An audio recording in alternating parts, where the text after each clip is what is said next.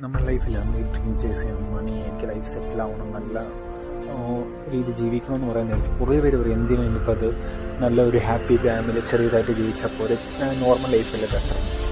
Okay, അത് അവരുടെ ആഗ്രഹം. ഓക്കെ, നീ അവരെ കുറ്റപ്പെടുത്തുന്ന തെറ്റ്. പക്ഷെ അവരുടെ ഒരു എക്സാമ്പിളായിട്ട് ഒരു കാര്യം പറയാം. അവർ ചെസ്സ് കളിക്കാൻ നേരത്ത് അവിടെ ആൾമോസ്റ്റ് എല്ലാ കോയിൻസ് തീർന്നു. ഓക്കെ, ക്യൂനാവട്ടെ ബാക്കിയത്തെ കാര്യങ്ങളെല്ലാം തീർന്നു.